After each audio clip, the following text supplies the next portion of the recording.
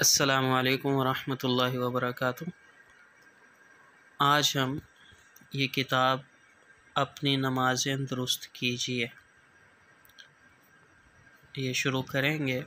یہ حضرت مولانا اشرف علی تھانوی رحمۃ اللہ علیہ کے افادات یعنی ان کے ارشادات پر مشتمل ہے، جن کو ترتیب دیا ہے مولانا اشفاق احمد قاسمی نے۔ یہ المیزان پبلیشر اس نے چھاپی ہے۔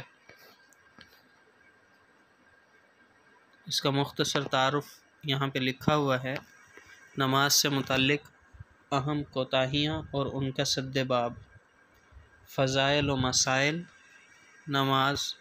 نماز کی ادائیگی کا مسنون اور درست طریقہ۔ نیچے پھر وہی بات ہے۔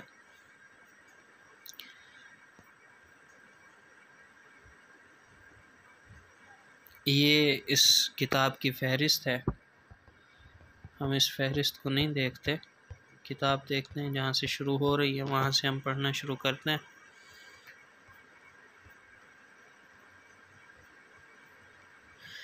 کچھ اس کتاب کے بارے میں۔ حکیم الامت مجدد ملت حضرت مولانا اشرف علی تھانوی نور اللہ مرقدہ نے اصلاح انقلاب امت کے عنوان سے اپنی کتاب میں امت کے اعمال و افعال اور عبادت میں عام طور پر واقع ہونے والی کوتاہیوں کی نشاندہی کر کے ان سے بچنے کے طریقے بیان فرمائے۔ ماہنامہ البلاغ کراچی، یہ دارالعلوم کراچی سے شائع ہوتا ہے۔ ماہ محرم سن 1389 ہجری کے شمارے میں نماز کی کوتاہیوں کی اصلاح کے سلسلے میں اس کتاب کے ایک باب اپنی نمازیں درست کیجیے کے عنوان سے یہ شائع ہوا تھا۔ اسے جب پڑھنے کا اتفاق ہوا تو یہ عنوان مجھے بہت پسند آیا اور دل میں یہ خیال پیدا ہوا کہ اگر اس کی تسہیل عام فہم اور آسان زبان میں کر دی جائے تو عوام کے لیے بہت مفید ثابت ہوگی۔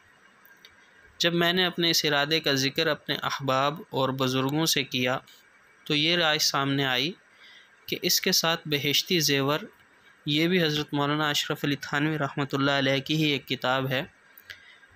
بہشتی زیور سے نماز کے وہ مسائل جو مختلف حصوں میں منتشر ہیں انہیں بھی یکجا کر کے اس کا حصہ بنا دیا جائے تو ایک مستقل کتاب بن کر عوام کے لیے انشاءاللہ بہت مفید ہوگی۔ اللہ کا نام لے کر یہ کام شروع کیا گیا اور آج یہ کتابی شکل میں آپ کے ہاتھوں میں موجود ہے۔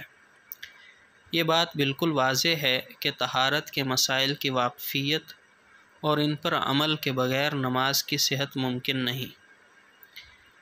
لہٰذا نماز کے مسائل سے پہلے طہارت کے مسائل بیان کر دیے گئے ہیں اور جگہ بجگہ مناسبت سے نئے عنوانات کا اضافہ بھی کیا گیا ہے۔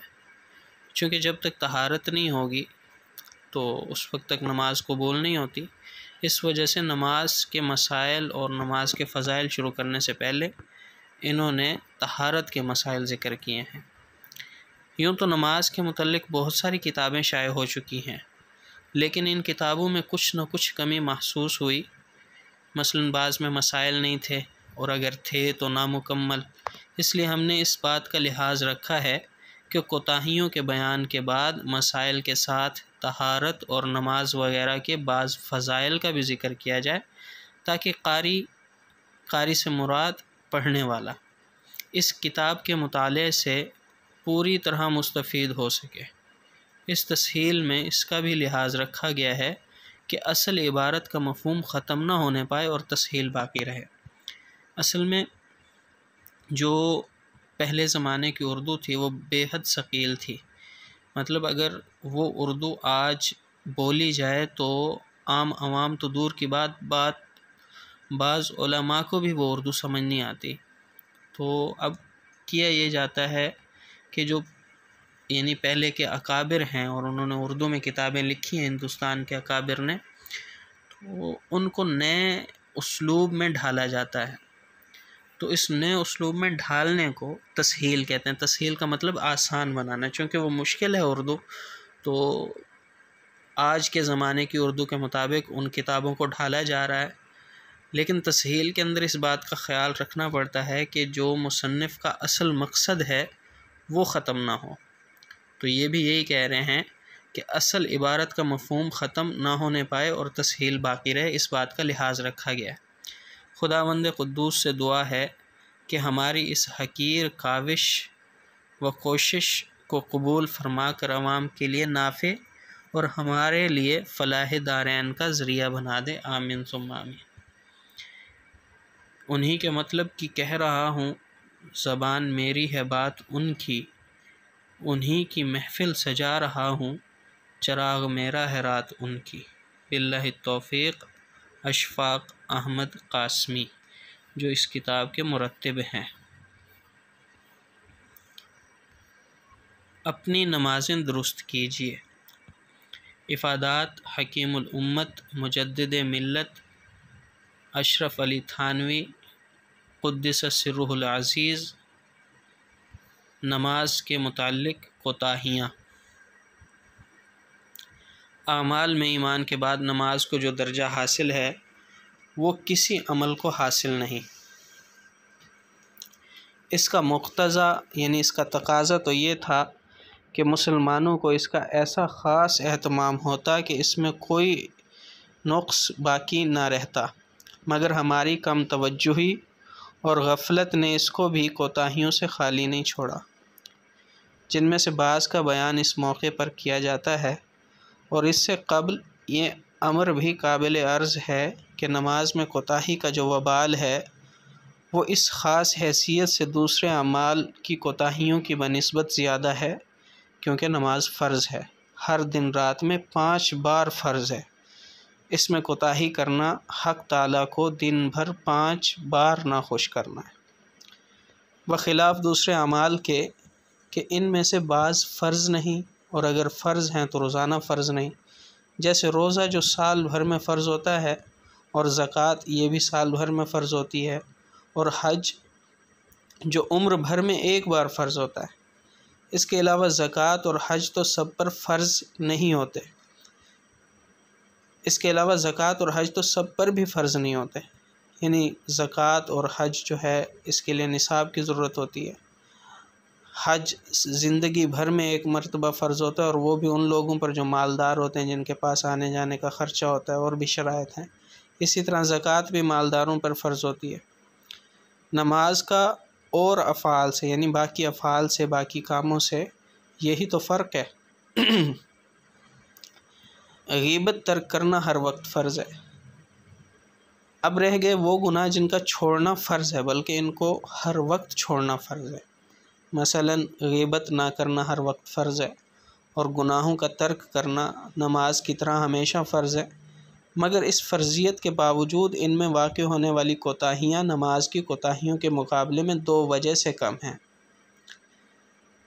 ایک وجہ یہ کہ ان گناہوں کا چھوڑنا ارکان اسلام میں سے نہیں ہے، کیونکہ ہر فرض رکن نہیں ہوتا، لہٰذا ترک معاصی یعنی گناہوں کے چھوڑنے میں کوتاہی واقع ہونے سے ارکان اسلام کو فوت کرنا لازم نہیں آتا، کیونکہ نماز اگر کوئی بندہ نہیں پڑھتا، چھوڑ دیتا ہے، تو گویا کہ وہ اسلام کے ایک رکن کو چھوڑ رہا ہے۔ لیکن ایک بندہ گناہ نہیں چھوڑ رہا، تو گناہ چھوڑنا یہ اسلام کا رکن نہیں ہے، تو اس لحاظ سے گناہ نہ چھوڑنا، گناہ کرنا یہ بنسبت کم گناہ والا کام ہے۔ گو گناہوں کے ارتکاب سے گناہ ضرور ہوتا ہے، یعنی یہ مطلب نہیں ہے کہ گناہ کرنا شروع کر دیں کیونکہ نماز کی طرح ان پر سزا نہیں ہوگی، یہ مطلب نہیں ہے۔ گناہوں کا گناہ تو ہوگا اور سزا بھی ملے گی، بخلاف نماز کے کہ نماز رکن اسلام ہے، اور اس میں خلل واقع ہونے سے ایک رکن کا فوت ہونا لازم آتا ہے۔ شارع علیہ الصلاۃ والسلام کی نظر میں رکن کو ایک خاص اہمیت حاصل ہے۔ شارع کا مطلب جن کی شریعت ہے، یعنی آپ صلی اللہ علیہ وآلہ وسلم، اس لیے رکن کا فوت ہونا شارع علیہ الصلاۃ والسلام کی نظر میں زیادہ ناگواری کا سبب ہوگا۔ یہ تو ایک وجہ کہ گناہ چھوڑنا یہ اسلام کا رکن نہیں ہے، لیکن نماز جو ہے یہ اسلام کا رکن ہے۔ اس لیے اگر ایک بندہ گناہ نہیں چھوڑتا تو گناہ نہ چھوڑنے کی وجہ سے وہ اسلام کے کسی رکن کو نہیں ختم کر رہا، لیکن ایک بندہ اگر نماز چھوڑ رہا ہے تو گویا کہ وہ اپنی ذات سے اسلام کا ایک رکن ختم کر رہا ہے۔ یہ ایک وجہ ہوگی۔ دوسری وجہ یہ ہے کہ کسی کام کے کرنے سے کسی کا نہ کرنا آسان ہوتا ہے، یعنی اگر ایک کام کے کرنے کا کہا جائے اور ایک کام سے منع کیا جائے تو کام کے کرنے میں اہتمام کی ضرورت ہوتی ہے، کام کرنے کے لیے پروگرام بنایا جاتا ہے، انتظام کیا جاتا ہے، لیکن ایک بندے کو کہا جائے کہ فلاں کام نہیں کرنا تو اس کو بظاہر کچھ بھی نہیں کرنا ہوتا، کوئی انتظام نہیں کرنا ہوتا۔ کسی کو کہا جائے کہ یہاں سے مثلاً صدر جانا ہے تو اس کے لیے وہ سواری ڈھونڈے گا، وقت دیکھے گا اور آنے جانے کا پورا اہتمام کرے گا، لیکن اگر کسی کو کہا جائے کہ آپ نے صدر نہیں جانا یہاں سے تو ظاہری بات اس کو کچھ بھی نہیں کرنا پڑے گا۔ دوسری وجہ یہ ہے کہ کسی کام کے کرنے سے کسی کا نہ کرنا آسان ہوتا ہے، کیونکہ کسی کام کے چھوڑنے میں اکثر کسی اہتمام کی ضرورت نہیں ہوتی اور کسی کام کے انجام دینے میں اہتمام کی حاجت ہوتی ہے، لہٰذا ترک فعل آسان ہوا۔ مثلا غیبت ہے، اب کہا گیا کہ غیبت مت کرو، تو غیبت نہ کرنے کے لیے کوئی اہتمام تو نہیں کرنا پڑتا، بس چپ رہنا ہوتا ہے۔ چپ رہنا تو کوئی خاص اہتمام نہیں ہے نا، لہٰذا ترک فعل آسان ہوا، اور جو چیز آسان ہوتی ہے وہ زیادہ وقوع پذیر ہوتی ہے، اس لیے جن گناہوں کا چھوڑنا فرض ہے ان کا ارتکاب بکثرت ہوگا اور کوتاہی بھی، اور وہ افعال جن کا کرنا فرض ہے اور وہ ہر وقت فرض نہ ہونے کی وجہ سے کم وقوع پذیر ہوں گے، لہٰذا ان کی ادائیگی کے لیے اگر پورا اہتمام نہ کیا جائے تو ان میں خلل و کوتاہی زیادہ واقع ہوگی۔ بس نماز میں جو خلل واقع ہوگا، جو کمی یعنی واقع ہوگی، وہ ترک معاصی کے خلل کے اعتبار سے زیادہ ہوگا، لہٰذا نماز میں کوتاہی کا ضرر یعنی نقصان زیادہ اور شدید ہوگا، اس لیے اس کی اصلاح کا اہتمام کرنا انتہائی ضروری ہے۔ اس کے بعد بطور نمونہ بعض ان کوتاہیوں کا ذکر ہوتا ہے جو کثرت سے واقع ہوتی رہتی ہیں، تاکہ ان پر متنبہ ہو کر ان کی اصلاح کی طرف توجہ دی جا سکے۔